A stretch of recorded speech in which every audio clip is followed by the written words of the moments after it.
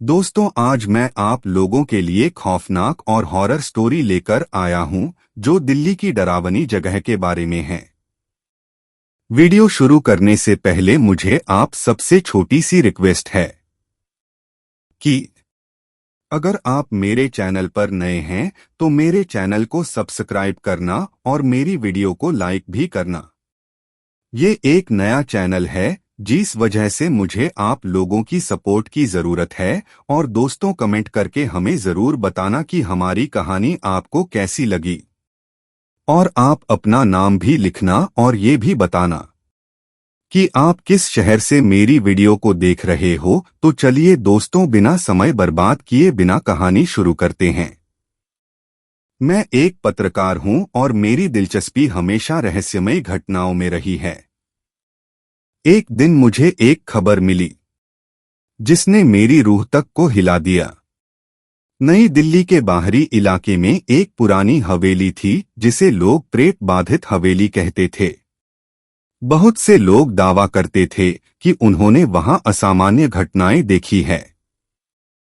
मैंने सोचा कि यह मेरे लिए एक शानदार कहानी हो सकती है, इसलिए मैंने फैसला किया कि मैं खुद वहां जाकर सच्चाई का पता लगाऊंगा।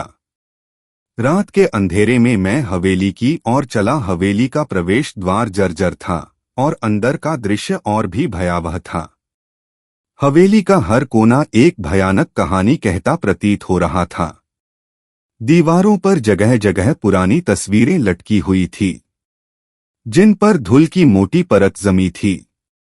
मैंने अपने कदम धीमे कर लिए और ध्यान से चारों ओर देखना शुरू किया। जैसे ही मैं हवेली के भीतर पहुंचा, मुझे अचानक एक ठंडी हवा का झोंका महसूस हुआ।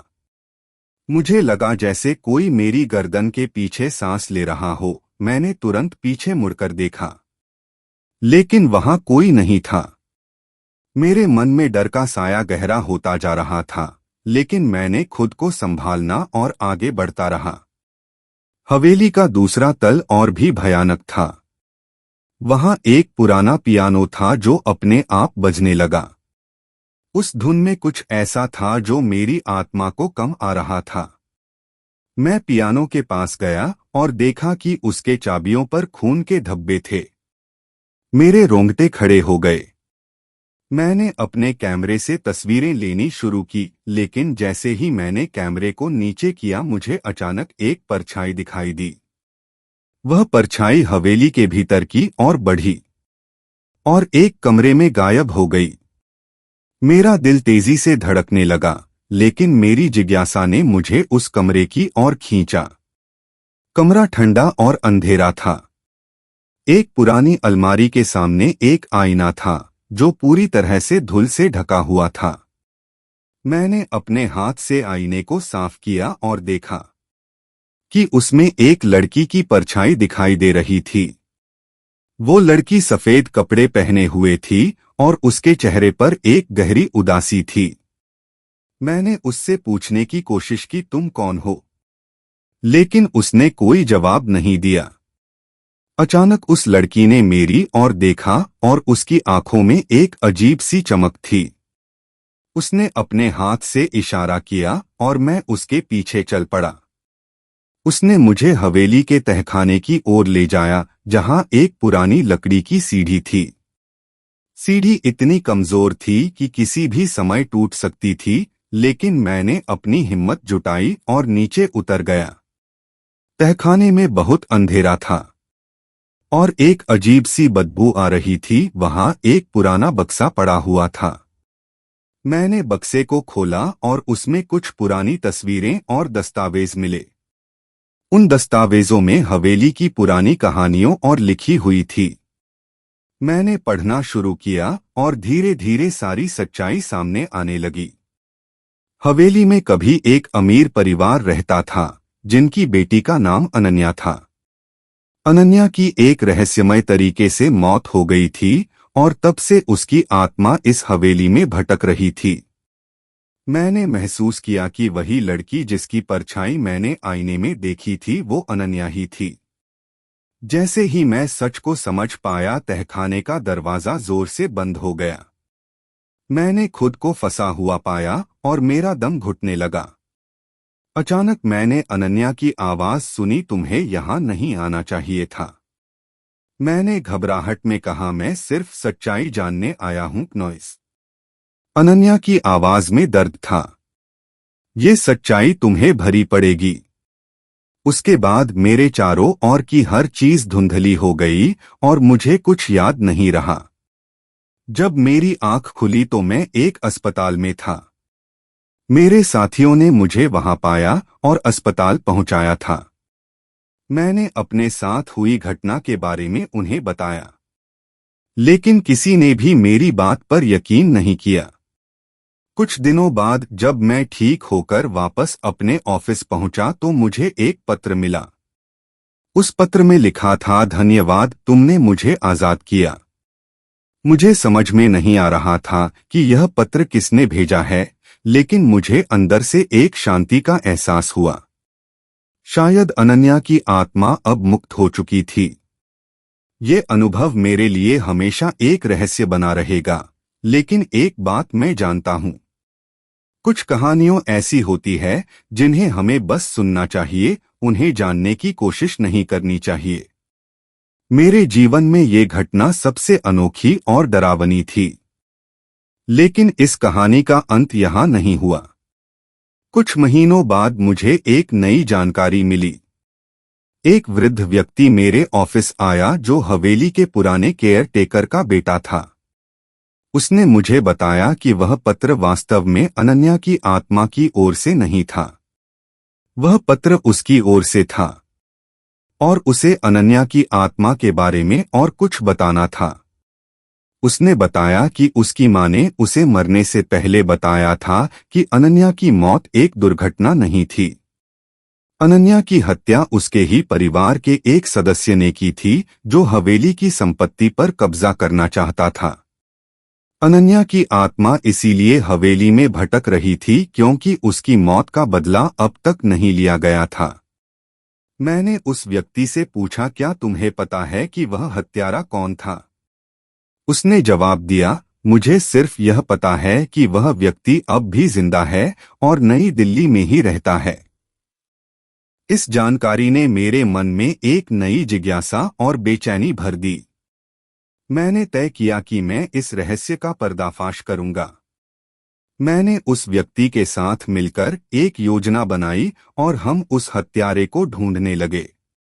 कुछ दिनों की खोजबीन के बाद हमें पता चला कि वह हत्यारा अनन्या का चाचा था जो अब एक वृद्धाश्रम में रह रहा था।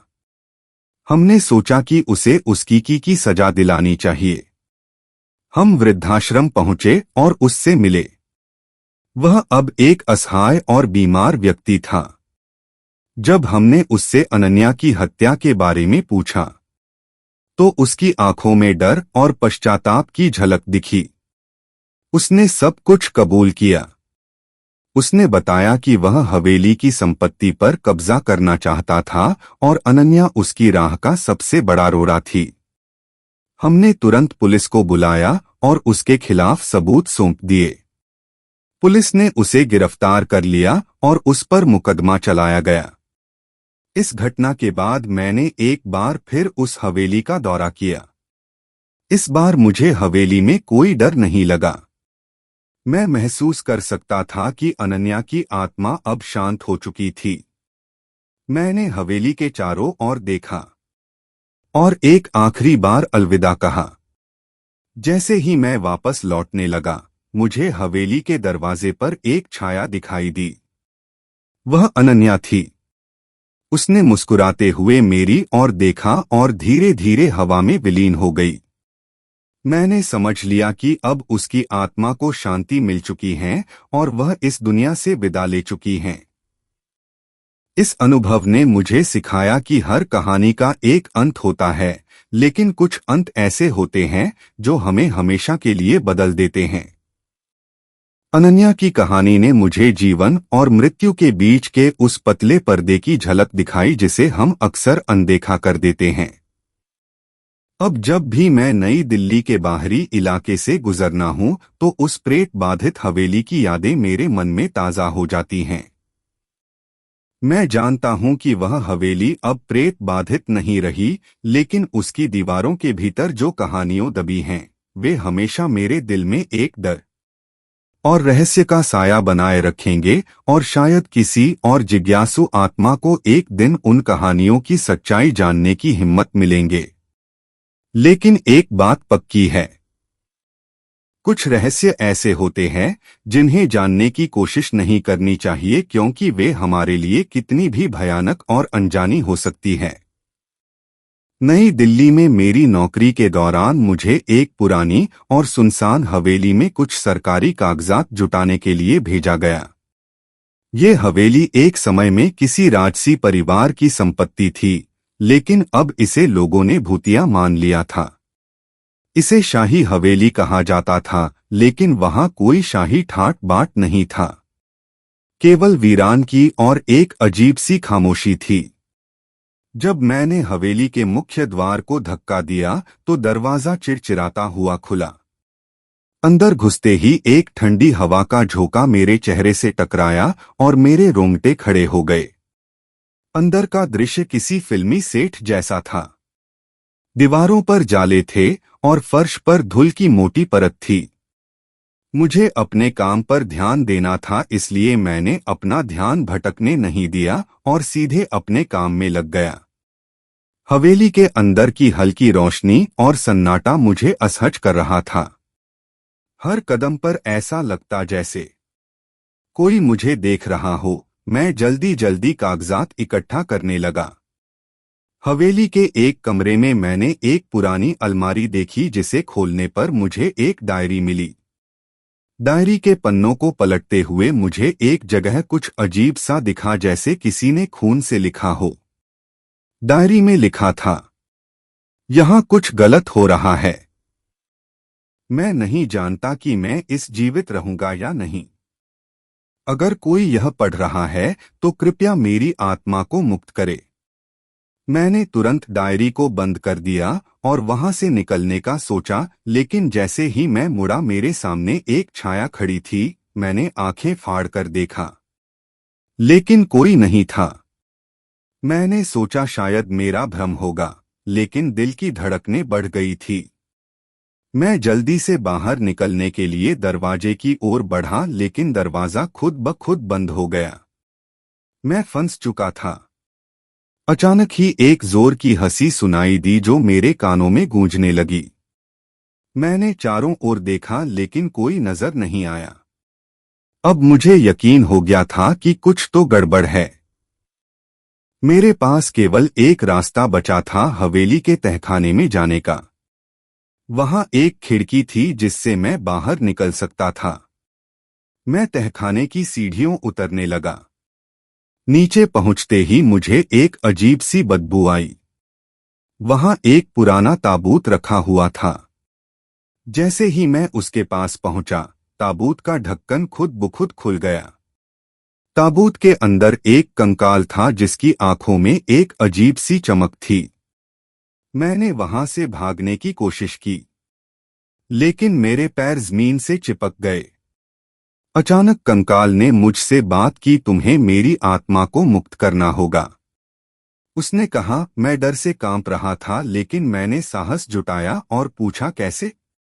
कंकाल ने बताया कि उसे इस हवेली में धोखे से मारा गया था और उसकी आत्मा यहाँ फंसी हुई है। मुझे उसकी कहानी जाननी थी ताकि मैं उसकी आत्मा को मुक्त कर सकूं। उसने कहा, मुझे विश्वासघात करके मारा गया था। मेरे अपने ही परिवार ने मुझे संपत्ति के लालच में मार डाला।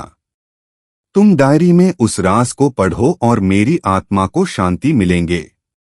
मैं तुरंत ऊपर गया और डायरी को ध्यान से पढ़ने लगा।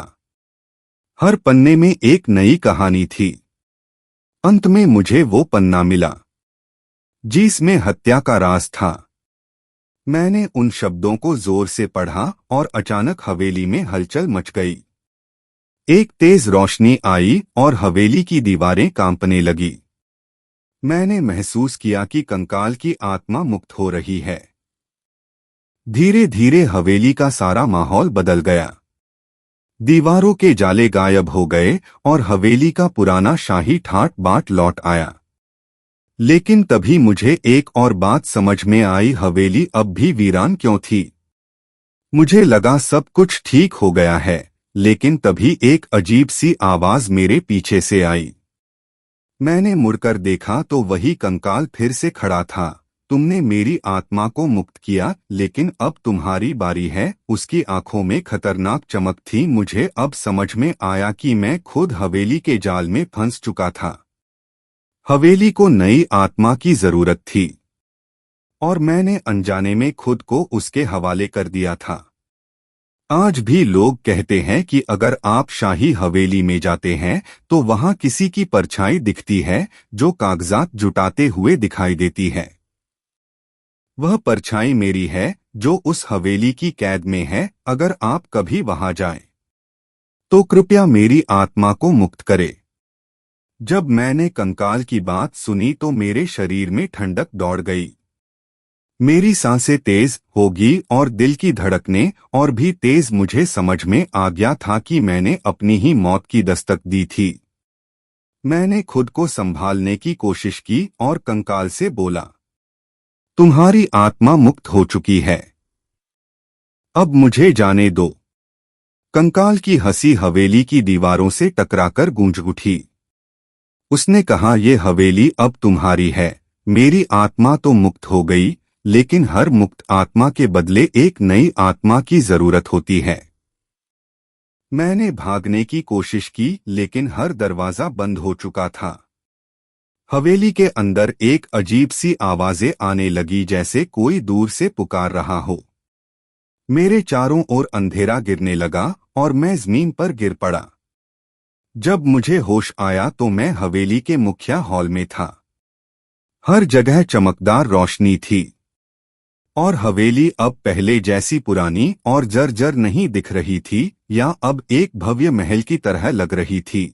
लेकिन एक बात अब भी वैसी ही थी, हवेली का सन्नाटा और अजीब सी खामोशी। मैंने सोचा कि शायद ये सब एक बुरा सपना था। मैं दरवाजे की ओर बढ़ा, लेकिन जब मैंने दरवाजा खोला तो बाहर का दृश्य बदल चुका था।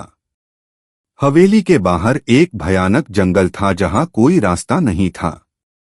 मुझे समझ में आ गया था कि मैं अब इस हवेली का हिस्सा बन चुका था, जैसे कि वह कंकाल था। दिन गुजरते गए और मैं हवेली के अंदर भटकता रहा। समय का कोई अंदाजा नहीं था, लेकिन एक दिन हवेली के दरवाजे पर दस्तक हुई। मैंने दरवाजा खोला और देखा कि एक और आदमी अंदर आ रहा था, ठीक वैसे ही जैसे मैं आया था। वह आदमी भी सरकारी कागजात जुटाने आया था। मैंने उसे चेतावनी देने की कोशिश की, लेकिन वह मुझे देख नहीं पाया। मैं उसकी मदद नहीं कर सकता था। वह आदमी भी मेरी ही तरह हवेली के जाल में फंस चुका था। धीरे धीरे मुझे समझ में आया कि मैं अब उस हवेली का एक भूत बन चुका हूँ, जो नए आगंतुकों को हवेली के रहस्य से परिचित कराता है। नॉइस। हर नया आगंतुक मेरी ही तरह इस जाल में फंसता चला जाता है और इस तरह मैं और अन्य आत्माएं इस भयानक हवेली में हमेशा के लिए कैद हो गए। हवेली अब भी नई आत्माओं की तलाश में है, और अगर आप कभी नई दिल्ली में शाही हवेली जाएं तो कृपया ध्यान रखें, वहां जाने का मतलब अपनी आत्मा को हमेशा के लिए खो देना है। शायद कोई कभी मुझे और अन्य आत्माओं को इस हवेली से मुक्त कर सके, लेकिन तब तक हम हवेली के अंधेरे में भटकते रहेंगे। नई आत्माओं की प्रतीक्षा करते हुए हवेली के अंदर रहते रहते मुझे एक लंबा समय बीत गया था। समय का कोई अंदाजा नहीं था और ना ही दिन रात का फर्क पड़ता था। मैंने हर कोने को छाना, हर राज को समझने की कोशिश की, लेकिन हर बार असफल ही रहा। हर नई आत्मा हवेली में कैद हो जाती और हवेली की शक्तियां और बढ़ जाती।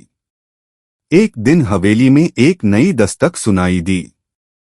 ये दस्तक पिछली सभी दस्तकों से अलग थी। इसमें एक अजीब सी ऊर्जा थी। मैंने दरवाजा खोला और देखा कि एक महिला खड़ी थी। उसकी आंखों में आत्मविश्वास और दृढ़ता की चमक थी। उसने खुद को परिचय दिया। मेरा नाम अंजलि है और मैं एक पारा इन्वेस्टिगेटर हूं। मुझे पता चला है कि इस हवेली में कुछ अनहोनी है और मैं इसे हल करने आई हूं। अंजलि हवेली के अंदर आई और चारों ओर देखने लगी। मैंने उसे चेतावनी देने की कोशिश की, लेकिन उसे मेरी आवाज सुनाई नहीं दी। उसने अपना सामान निकाला जिसमें कुछ उपकरण थे। वह हवेली के हर कोने की जांच करने लगी। उसकी हरकतों से लग रहा था कि वह किसी तरह का सुराग ढूंढ रही है। अंजलि तहखाने की ओर बढ़ी। मैं उसके पीछे पीछे गया, ये जानते हुए कि तहखाना ही वह जगह है जहां सब कुछ शुरू हुआ था। उसने ताबूत को देखा और तुरंत पहचान गई कि यह हवेली की बुनियादी समस्या है। उसने अपने उपकरण निकाले और ताबूत के चारों ओर एक घेरा बनाया। अंजलि ने मंत्र पढ़ना शुरू किया। उसके शब्द हवेली की दीवारों में गूंजने लगे। अचानक हवेली में एक जोर की हलचल मची और एक भयानक चीख सुनाई दी। हवेली की दीवारें हिलने लगी और अजीब सी रोशनी फैल गई। मुझे महसूस हुआ कि कुछ बड़ा होने वाला है। तभी ताबूत खुल गया और उसमें से वही कंकाल निकला। लेकिन इस बार कंकाल क्रोधित नहीं था, बल्कि उसकी आंखों में एक शांति थी। उसने अंजलि को देखा और बोला, तुमने सही रास्ता चुना है, मुझे मुक्त करने के लिए धन्यवाद। लेकिन ये हवेली अभी कैदियों की खोज में है। अंजलि ने कहा, मैं जानती हूं, मैं यहां सभी आत्माओं को मुक्त करने आई हूं। उसने अपने उपकरण से एक विशेष यंत्र निकाला और उसे ताबूत पर रखा। ताबूत एक तेज रोशनी में बदल गया और गायब हो गया।